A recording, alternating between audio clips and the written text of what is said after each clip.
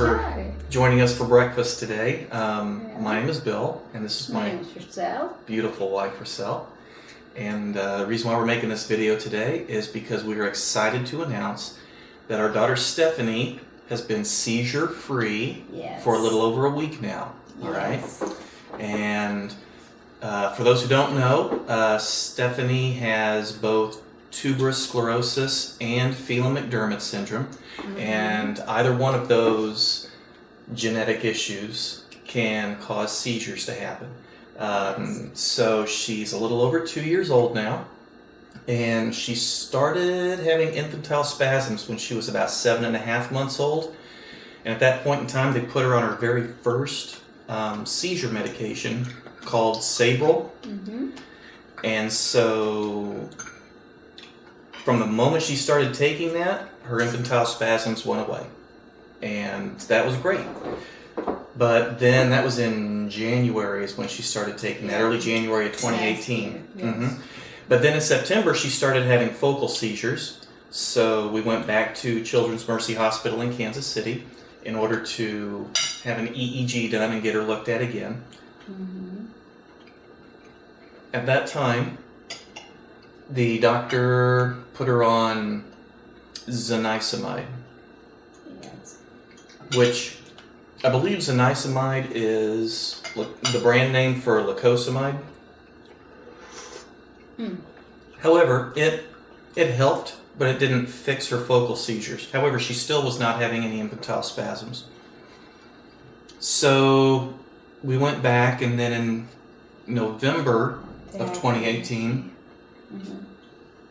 she was still having seizures. They started getting a little bit more often. Now realize we're not talking, 20 or 30 a day. It was anywhere from 0 to 3 a day that she was having. And they wouldn't last very long, just a few seconds, and then she would come out of it and she would be okay. So he gave us a medicine called Vimpat to add to the cocktail. So at that point she was taking Seizure, she was taking zonisamide, and she was taking Vimpat. 3 different medicines for a kid who was only 1.5 years. That helped for a little bit, for a few weeks anyway, and then slowly they started to come back, the focal seizures did. And then in December, because they don't like to keep children on Seizure for more than a year if they don't have to, because it's wicked expensive. If we didn't have insurance, it'd be $10,000 a month. And it comes with a slew of side effects. And you can't just go to Walgreens or CVS and pick it up. You have to deal with their specialty pharmacy, which you order it on the phone. They ask you all kinds of questions, and then they ship it to your house. You can't even have them ship it to the pharmacy and go pick it up. So we did that. But December, her neurologist started weaning her off of the Seizure. And by February, she was done with it. And still no infantile spasms came back, so we thought everything was good. And she still was having focal seizures, anywhere from 1 to 3 a day. There were days when, rare days when we're like, hey, she didn't have one today, but I can't guarantee that she didn't. We just might not have been there when it happened. This mostly happens in the morning when she wakes up, and sometimes at night. But also, it was when she was tired or when she was really excited. So, when you've got a 2-year-old child and you're, running around crazy having fun, you can't get her too excited because then she'll have a seizure, and that's not good. So, but anyway, so as of the end of February, the only 2 medicines she was taking at that point was zonisamide and Vimpat.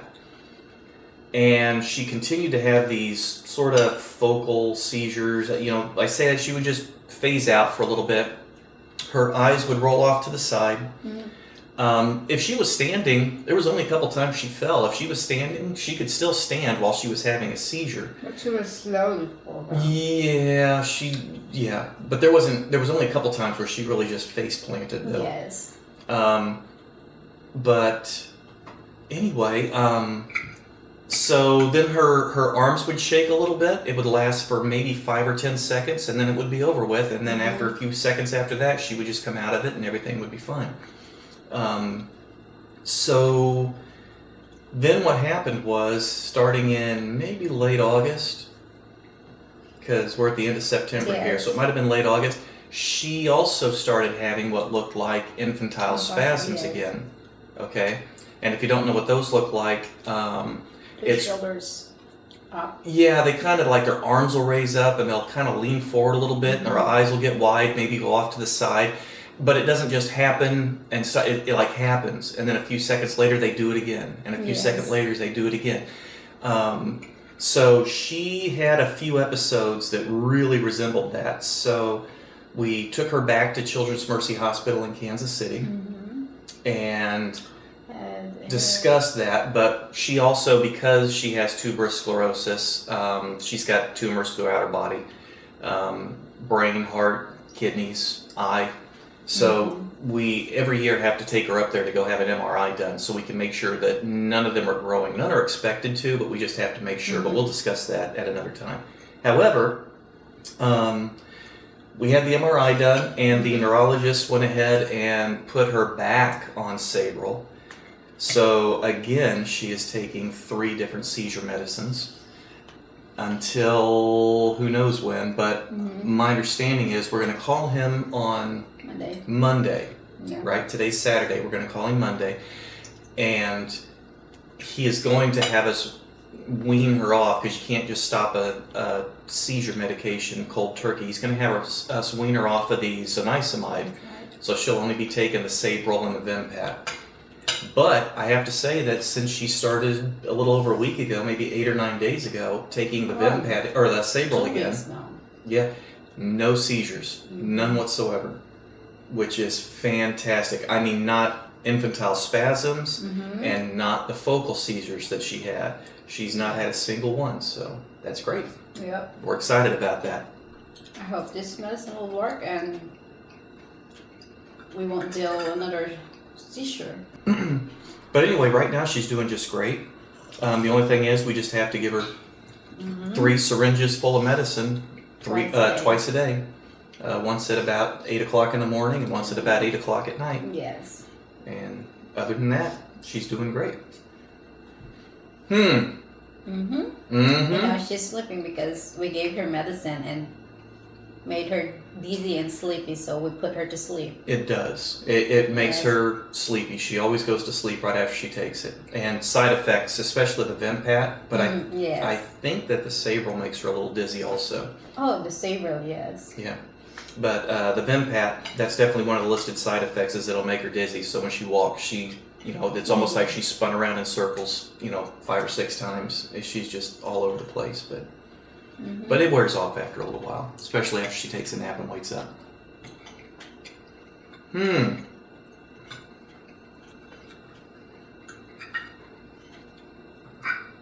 Good breakfast. I love it. This is very good. Okay. Well, we were just going to talk about that on this video. Is there anything else you want to talk about? Well, so far, my little baby in my belly is good. Forgot about that. Yeah. That's probably important to talk about. I totally forgot you were pregnant. So. Oh boy. No, we definitely have a son, a young man who is due to arrive in November. Sometime in the middle of November, middle to the late November. Yes. So we're definitely excited about that. Due to the fact that Stephanie has, like I said, tuberous sclerosis and Fil-Am syndrome, we have been seeing a couple of different doctors because they've been sending us to a specialist to try and make sure that there's no issues with little Billy here. But so far, so good. They haven't spotted anything. The only thing is they really can't test for the Fil-Am syndrome in the womb without getting there. Without really being invasive, and then that comes with a whole slew of risks of miscarriage and everything. So there's nothing they can do, you know. Yeah, and there's no medicine. There's no medicine for it. There's nothing they can do for it. So we're just going to wait until he's born, and then we will have the blood test done to determine whether or not he has Fil-Am syndrome.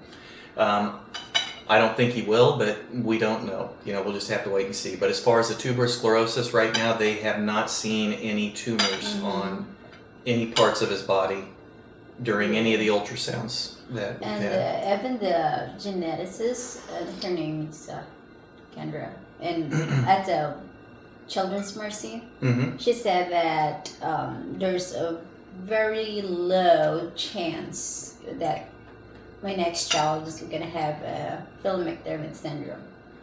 So we're hoping he will not have it, because you know, it's kind of scary that you have 2 kids with issues. So yeah. But if he does, we'll take care. We will be right there to take care of it. Again, so far, we are thrilled to death that she is no longer having seizures.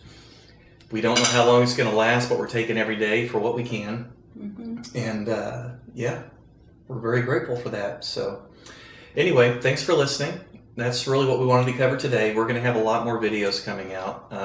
Yes. Because we've got a lot of things to talk about. Our life is it's a circus. So we're going to go ahead and cover everything.